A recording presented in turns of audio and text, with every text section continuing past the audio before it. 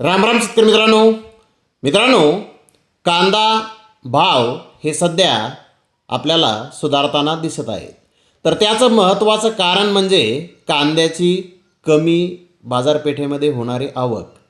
तर मित्रांनो, यावर्षी कांद्याची आवक कमी का होत आहे आणि कांदा कमी का पडणार आहे याची सविस्तर माहिती आपण या व्हिडिओमध्ये जाणून घेणार आहोत. आणि मित्रांनो, कांदा कमी पडल्यानंतर कांदा निर्यातीवर सरकार कांदा निर्यात बंद करतं आणि त्यासाठी कांदा निर्यातदाराने सरकारला काही उपाययोजना करण्यासाठी पत्रही लिहिलेलं आहे. तर त्यांनी त्यामध्ये नेमकं काय सांगितलेलं आहे अगदी मुद्देसूदपणे आपण याची माहिती अगदी थोडक्यात या व्हिडिओच्या माध्यमामधून जाणून घेणार आहोत. त्यासाठी मित्रांनो, आपल्याला व्हिडिओ संपूर्ण पाहायचा आहे. मित्रांनो, पाऊस गारपिटीचा फटका नाशकात 3 महिन्यात 18,000 हेक्टरवर कांदा खराब झालेला आहे. हॉर्टिकल्चर प्रोड्यूस एक्सपोर्टर असोसिएशनतर्फे अहवाल केंद्राकडे सादर झालेला आहे. राज्यात 1,45,000 हेक्टर क्षेत्राला याचा फटका हा बसलेला आहे. तर मित्रांनो, काय नेमकी माहिती आहे जाणून घेऊया.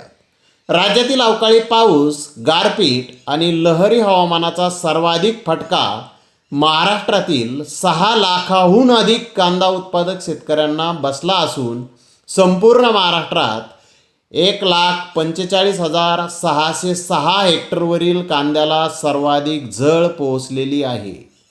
केवळ नाशिक जिल्ह्याचा विचार केल्यास केवळ जानेवारी ते मार्च 2026 या 3च महिन्यात तब्बल 18,000 हेक्टरवरील कांदा खराब झालेला आहे. हॉर्टिकल्चर प्रोड्यूस एक्सपोर्टर असोसिएशनतर्फे अहवाल केंद्र सरकार आणि याबाबतचा पणन मंत्रालयाकडे सोपविण्यात आलेला आहे. आशियातील सर्वात मोठी कांदा बाजारपेठ असलेल्या लासलगावमध्ये कांदा खराब झाल्याचे तीव्र पडसाद उमटले असून पुरवठा कमी झाल्याने सरासरी घाऊक दरात एका महिन्यात मोठी वाढ झालेली आहे. आता बाजारावर प्रभावी नियंत्रण ठेवण्यासाठी बफर स्टॉकमधील कांदा बाजारात आणणे गरजेचे असल्याचे या अहवालात नमूद करण्यात आलेले आहे. मित्रांनो, केंद्रीय मंत्र्याकडे तातडीने हस्तक्षेपाची मागणी ही करण्यात आलेली आहे.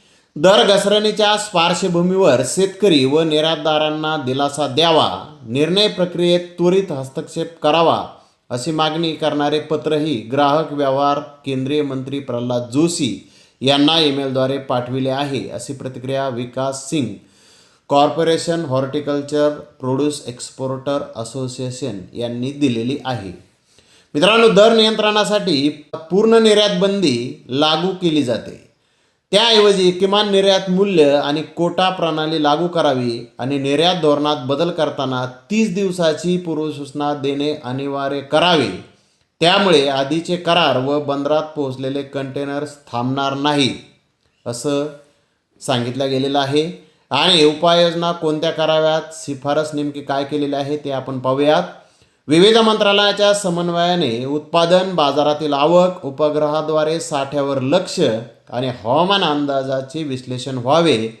तसेच किरकोळ बाजारातील दर कमाल मर्यादेपेक्षा जास्त होत नाही तोपर्यंत व्यापारावर व निर्यातीवर कोणतेही निर्बंध लादू नयेत. तसेच कोणताही निर्णय घेण्यापूर्वी शेतकरी संघटना, व्यापार तज्ज्ञ, अपेडा, राज्याच्या कृषी विभाग आणि अर्थतज्ज्ञ यांच्याशी चर्चा करावी अशा शिफारसी ह्या करण्यात आलेल्या आहेत. तर मित्रांनो, या बातमीवरून आपल्या लक्षात आलं असेल की आता कांदा हा कमी पडू शकतो असं सरकारच्या लक्षात कुठंतरी येताना दिसत आहे. आणि निर्यातदारांचं म्हणणं आहे की आपण डायरेक्ट निर्यात बंदी न करता इतर मार्गांचा अवलंब हा जर गरज पडली तर अवलंबावा असं या बातमीवरून आपल्या लक्षात येत आहे.